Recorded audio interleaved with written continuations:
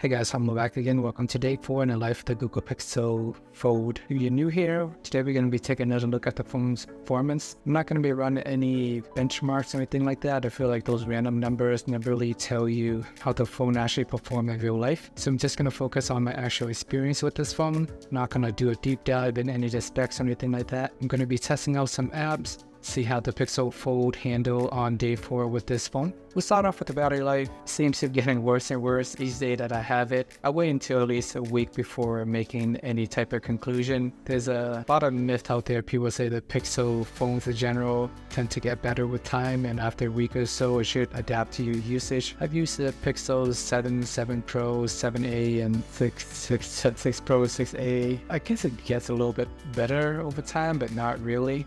Let's see how this one goes. And at night when I use this phone, I actually turn off adaptive battery. Usually it is linked to your alarm, and then they charge the phone slow on purpose overnight to preserve the battery in the long run. I don't find that to be helpful for me because I randomly had to wake up in the middle of the night, sometimes 2 or 3 a.m. to feed my kid. And in that case, the phone is not always charged to 100% since adaptive charging is on. So I just turned that completely off and left the phone fully charged to 100% in an hour and a half, and just gonna sit there the whole night.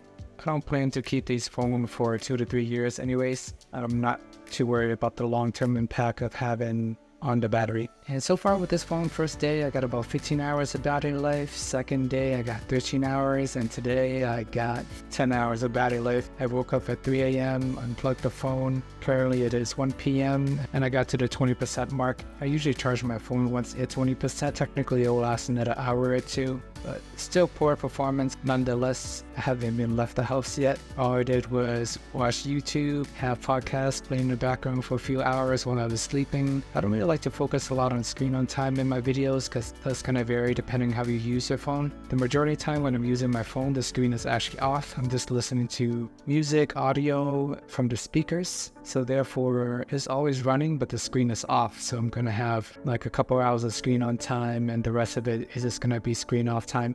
The speakers on the Pixel Fold is actually pretty loud and powerful. The sound is pretty clear and crisp. No complaints on my end. And if you have the volume up really high, you can actually feel the air pushing out the speaker grill. So that was pretty interesting to see. The phone itself had pretty slow charging. It takes an hour and a half to fully charge. I have my LG 25 watt fast charging brick. So, I mean, it does a job, but it's nowhere close to what OnePlus and many other phones out there have to offer in terms of super fast charging. I guess fast charging, you can look at it both ways. If you plan to have the phone in the long run, you probably don't want to charge it 100 to 200 watt. It's definitely going to degrade the battery faster. But you are patient and have time, slower charging is not the worst thing in the world either. And in terms of gaming, the 2 games that I actually do play do not work well on this phone. First is a Pokemon trading card game that I mentioned in my prior videos. And second is Pokemon Go. Whenever I open it up, the large screen just does not work properly. Everything is zoomed in and it's just not very practical. I have to scroll around more, and it's just result in more effort having to scroll and find where things are. So playing games, I find it better to actually close it for both Pokemon trading card game and Pokemon Go. So if I can't even play games on the big screen, it kind of defeats the purpose of having a large display. I guess good news is since Google finally have their own folding phone, they are pushing developers to work on larger screens. We'll see if any developers gonna listen and if it's gonna improve over the next year or so. So hopefully in theory it should get better with time, but if you're paying $1,800 for a phone that is experimental and not well optimized, I don't really think it's worth it. You basically see black bars everywhere on apps that are not made by Google. You use Google apps, everything is perfect and optimized, YouTube, Gmail, and all that. But you're just using X or Twitter, you see black bars on the side, Pokemon Go, black bars on the side. Just not very nice to look at. Most of the time I just use a large screen for watching YouTube and web surfing. It makes it a little bit easier. I'm not a big multitasking guy on my smartphones. I just find that I really need to be productive. I'll hop on my computer with my 3 monitor setup. Can't really beat 3 monitor setups, except maybe a 4 monitor setup. But anywho, I'm not going to be multitasking on the Pixel Fold. Just going to watch videos as I'm doing dishes, washing my face, brushing my teeth, going about my day. during the whole time using the Fold, I still have my Pixel 7a on the side to record videos, and I use it here and there, and I just like how the 7a feels very light every time I use it. And the more I use the Fold, the more I actually appreciate the 7a. And ironically, it works much better without the SIM card inside. There's no 5G running. I don't notice the phone getting hot. So the 7a is a pretty good secondary phone. It's just when you use it as a main driver, it's not very practical because it overheats. If I have it on the side, it seems to be working just fine.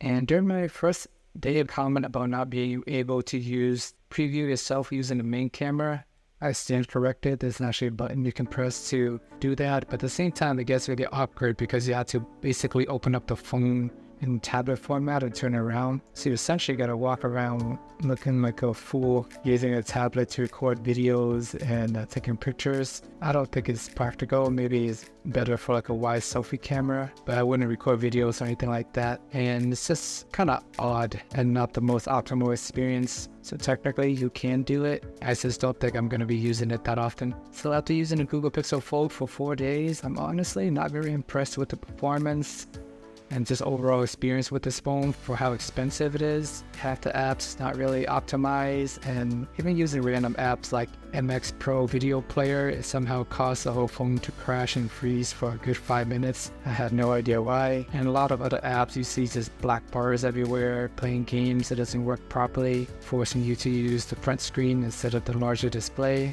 It's fast, smooth, and responsive when it wants to be. But if you use the phone when it's hot outside and you're recording long videos, it's gonna shut down occasionally as well. So it's not gonna do well with extreme heat. Well, this concludes day 4 in the life of the Pixel Fold.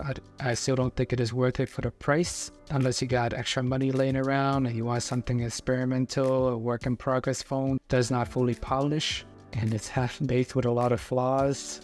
If that's your thing, then go for it. But personally, if I had $2,000, I would rather buy 2 separate devices, a proper high-end flagship phone, and spend the other half on a really good tablet. So $1,000 each, I think you would have a much better experience than having this half-baked Gen 1 Google Pixel Fold with 50% of the apps working properly. Hope you guys find this video helpful. Please check out day 3 if you haven't already. Remember to like and subscribe. Just let me know if you have any thoughts, questions, comments. Leave them below and I'll be sure to cover them.